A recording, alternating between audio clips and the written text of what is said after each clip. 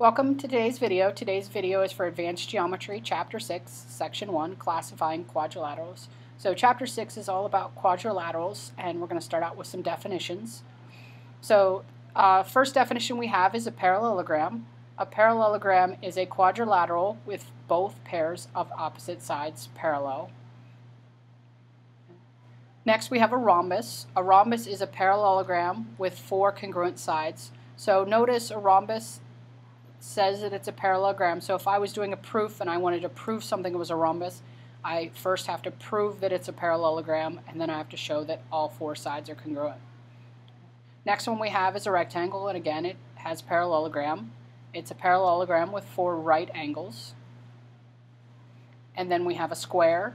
A square is a parallelogram with four congruent sides and four right angles.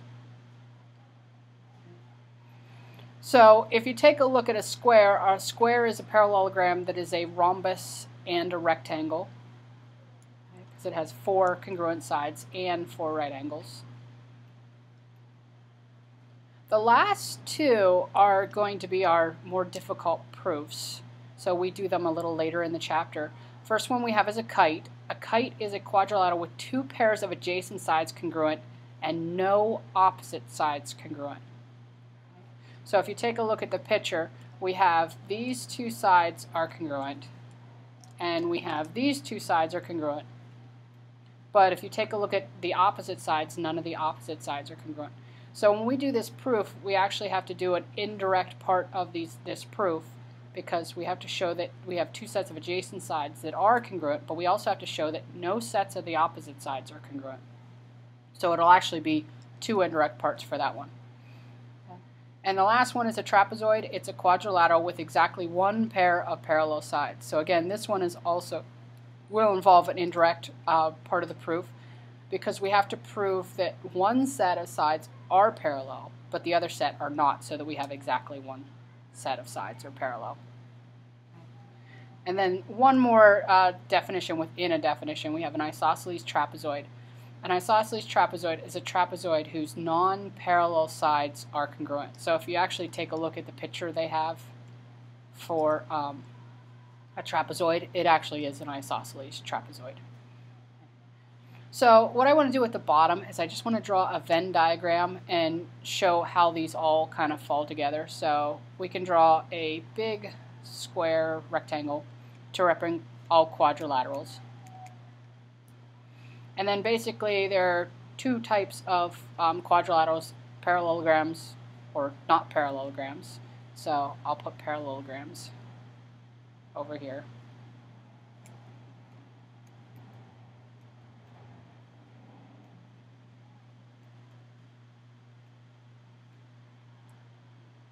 And then within the parallelograms we can either have rectangles or we can have rhombuses.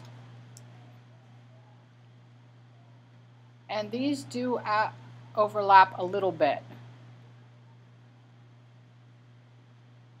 So we can have rectangles and we can have rhombuses. And where they overlap is our squares.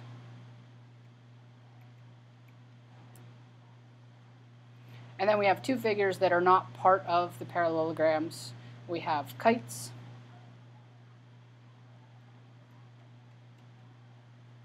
and we have trapezoids.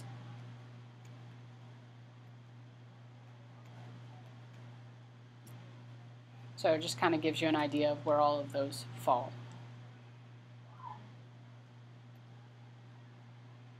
One of the things they want you to be able to do in this section is determine the most precise name for a quadrilateral, and that's going to be important, the most precise. So if you tell me it's a rectangle, but you can say that it's a square, you'll get points off, because we want to know the most precise figure for what it is. So this is an example that I do want to do in class, but one of the things you're going to do to be able to do this is you need to be able to first determine, is it a parallelogram, is it not a parallelogram? So we're going to be looking at slopes. Once you determine, hey, it's a parallelogram or another figure, well, then you want to know, is it a rhombus? Are the sides congruent? Or are they perpendicular? Or do we have right angles? So we'll be looking at slopes again. So one of the things we'll be doing is taking a look at slopes and distances so that we can classify. So you might want to write down your distance formula. So distance is the square root of x2 minus x1 squared plus y2 minus y1 squared. Remember, for that one I just do the Pythagorean theorem. I find how far is it from between the x's, how far is it between the y's, and I just do the Pythagorean theorem on it. You also are going to need your slope formula. So slope is y2 minus y1, x2 minus x1, so that we can look at slopes. Okay, so we'll do that one in class. And then we have one more quick example using the properties of special quadrilaterals. Find the values of the variables for the kite.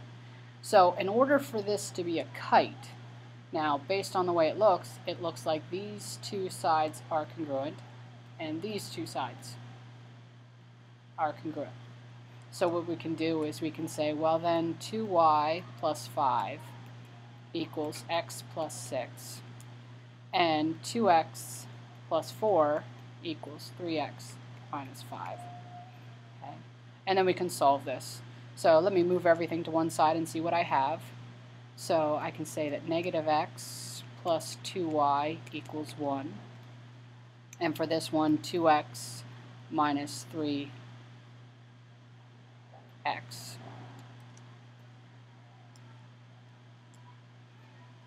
And for this one, I can subtract let's subtract the 2x and add the 5. So I've got 9 equals x.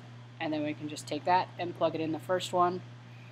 And so we get negative 9 plus 2y equals 1. And so 2y equals 10 and y equals 5. Now, because we've learned in geometry that we don't necessarily have the picture drawn to scale, that doesn't necessarily be true. It could be true that these two are the congruent ones, and these are the other set of congruent ones. So what we could also have said is that x plus 6 equals 3x minus 5, and 2y plus 5 equals 2x plus 4. Okay, so if the top one, if we solve it, we get 11 equals 2x, and so x equals 5.5. And if we plug that in, we get 2y plus 5 equals twice 5.5, so 11 plus 4. So 2y plus 5 equals 15, 2y equals 10, and y equals 5. So for this one, I feel there's two sets of answers because the drawing's not on to scale. Either one of these would make this a kite. And that's it for today's video. Thank you for watching. Have a great day. Take care.